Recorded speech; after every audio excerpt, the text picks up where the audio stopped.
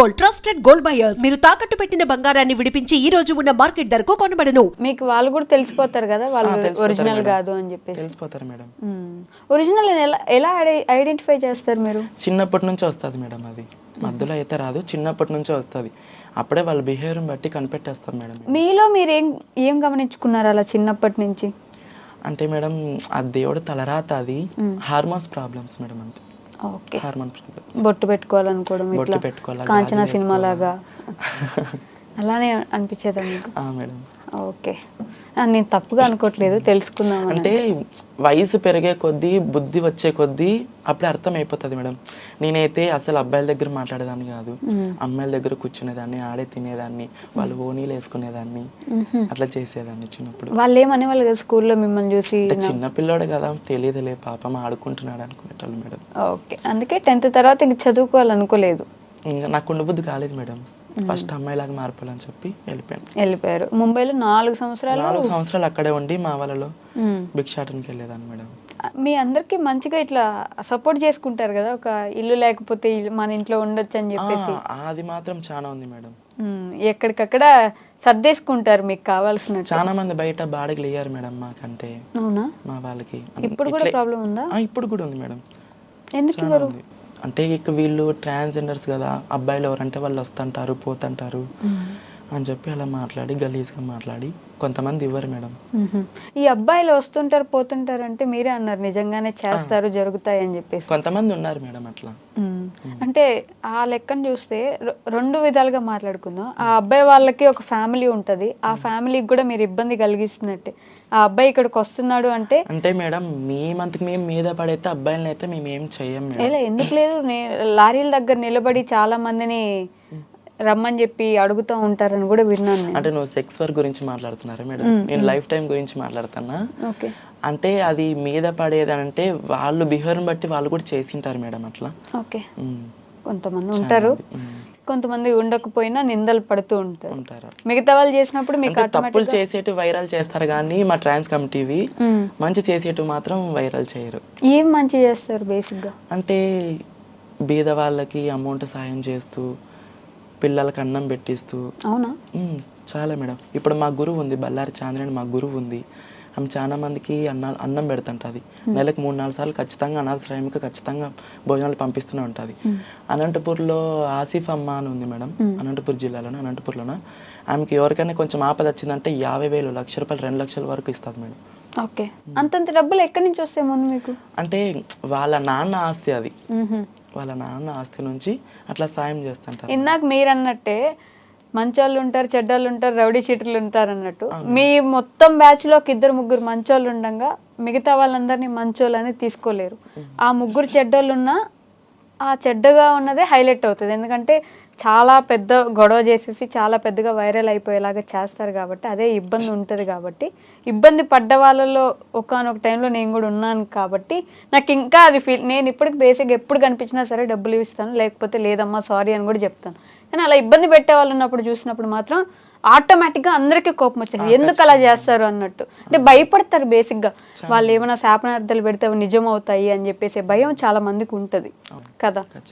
అందుకే నేను అనింది ఆ మంచోళ్ళు ఉన్నా సరే మిగతా వాళ్ళదే ఎక్కువ కనిపిస్తూ ఉంటుంది అని చెప్పేసి. వాళ్ళ గురించి ఏం మాట్లాడతారు మీరు? వాళ్ళ గురించి ఏం మాట్లాడతానంటే మేడం, మంచి మంచి టాలెంట్ పర్సన్స్ ఉన్నారు. అంటే ఈ పొద్దున నేను ఈరోజు ఈ స్టేజ్లో ఉన్నానని కాదు, కానీ అది భిక్షాటన చేయొద్దని నేను చెప్పను. ఓకే, ఎవరి వృత్తి వాళ్ళది. మంచి మంచి టాలెంట్ పర్సన్స్ ఉన్నారు, చాలా మంది గుర్తించలేకపోతున్నారు, చాలా మంది గుర్తించుకోలేకపోతున్నారు. నేనేం చెప్తానంటే మేడం, ఎక్కువ అబ్బాయిలకి అడిక్ట్ కావద్దని చెప్తా. ఓకే, నిన్ననే రీసెంట్గా ఒక అబ్బాయి కోసం చనిపోయింది మేడం, కర్ణాటకలో, బళ్ళారిలోన. Okay, transgender. ట్రాన్స్జెండర్ ని చాలా మంది ప్రేమిస్తాము, పెళ్లి చేసుకుంటామని వచ్చి మోసం చేస్తారని విన్నాను మేడం. కొంతమంది ఎట్లున్నారంటే మేడం, లైఫ్ టైం ఉండాలనేటోళ్ళు కొంతమంది ఉన్నారు, కొంతమంది డబ్బుకి ఆశపడి వచ్చేటోళ్ళు ఉన్నారు.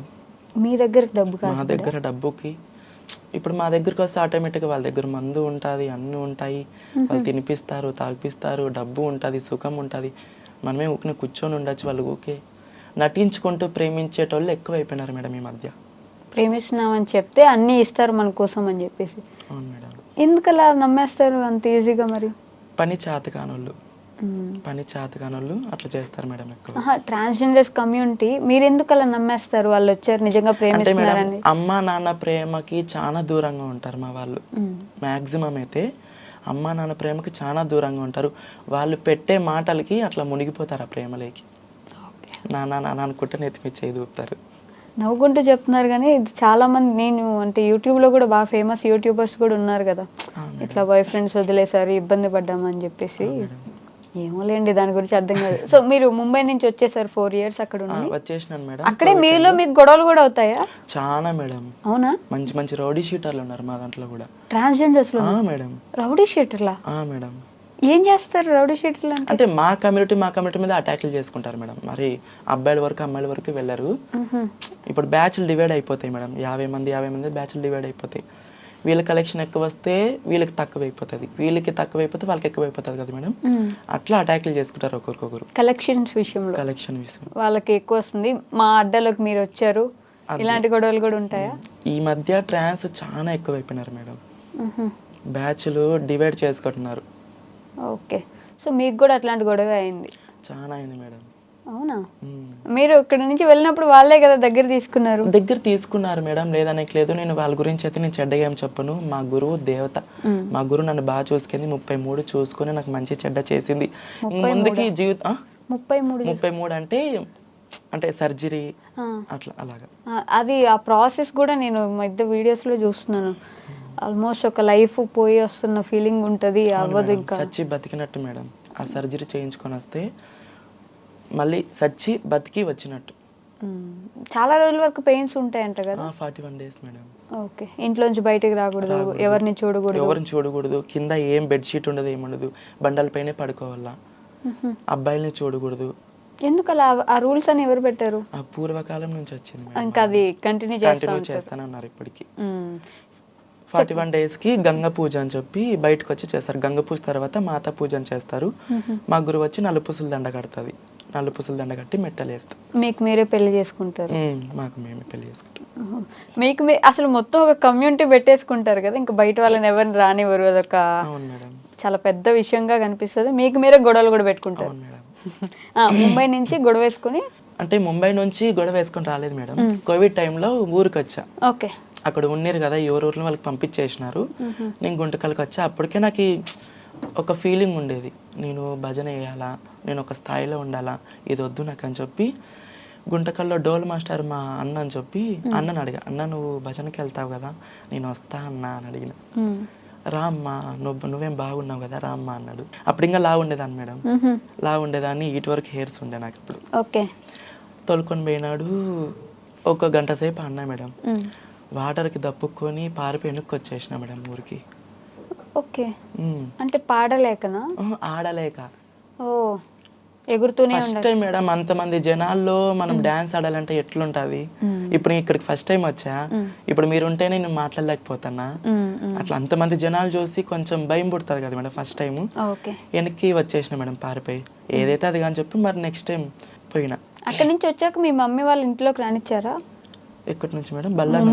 ముంబై నుంచి వచ్చాక కదా రానిచ్చినారు మేడం. ఇంట్లోనే ఉంటున్నారు? ఇంట్లోనే ఉంటున్నా.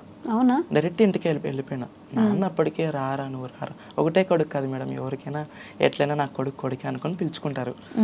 అంటే ఊర్లో వాళ్ళు ఒక 100 మాటలు అని ఉంటారు కదా అప్పటికే. నాన్న మాత్రం చాలా అవమానం పన్నాడు మేడం. అవమానపడ్డారు చాలా అంటే చాలా. నేను భిక్షాటం చేసేది చూస్తూ చాలా ఏడిచినాడు కూడా. చూసారా? చూశాడు.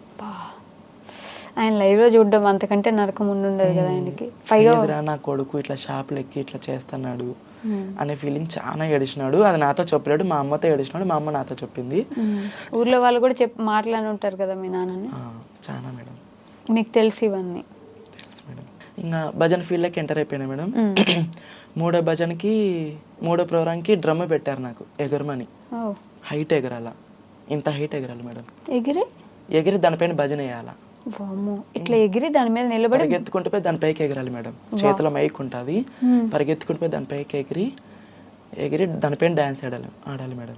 అవన్నీ అప్పటికప్పుడు నేర్చుకోవడమే లైవ్ లో? అప్పటికప్పుడు వాళ్ళు పెట్టేస్తారు మేడం డ్రమ్ము. ఊరు వాళ్ళు దానిపైన ఎగురుకోకుంటే ఏమా మీరు లెక్క తీసుకోరా అనే మాటలు మాట్లాడతారు మేడం చాలా మంది. ఓకే. అంటే నైట్ టైం కదా, కైఫ్ లో ఉంటారు, తాగి ఉంటారు, ఒక్కొక్క విధంగా ఉంటారు. దానిపైకి ఎక్కి డ్రమ్ మీద ఎక్కి భజన ఆడాలా. చెక్క భజన అంటే మీరు దేవుడికే కదా చేస్తారు, దేవుడికే మేడం. అయినా కూడా తాగేసి వస్తారా? అంటే ఊరు వాళ్ళు మేడం, మా భజన వాళ్ళేం కళాకారులేం కాదు. కళాకారులు కొంచెమే అన్నం తింటారు, ఒక వాటర్ బాటిల్ తాగుతారు అంతే. ఓకే. బేసిక్గా ఇది చేసే వాళ్ళు తాగుతారు అంటుంటారు, డాన్స్ చేయడానికి వచ్చిన వాళ్ళు. అవి రికార్డింగ్ డాన్సులు మేడం. మీ ఇది రికార్డింగ్. కోదండ రామ చెక్క భజన అని రామాయణం. ఓకే. రామాయణం చెప్పుకుంటూ భక్తి పాటలు పాడుతూ జానపద గీతాలు పాడుతూ సినిమా పాటలు ఆ పాటలు పాడుతూ జనాలను అలరిస్తాం మేడం. మీకు రామాయణం కూడా వచ్చా? రామాయణం పాడతారు, భక్తి పాటలు. ఏదో ఒక పాట పాడండి మా కోసం, మీరు అక్కడ ఎలా పాడతారు బేసిక్ గా? మేడం. నా ప్రాణనాథుడా రాముడా రాముడా, నాకు ఎన్ని కష్టాలు వచ్చేవో నాదా, నిన్ను నేను విడవానంటి నన్ను నేను మరవానంటి, నా రామచంద్రుడు ఏడున్నాడో ఓ రామా, నాకు ఎన్ని కష్టాలు వచ్చేవో రామా అంటే సీతమ్మ తల్లి అడవికి వెళ్ళినప్పుడు మేడం ఈ రామాయణం.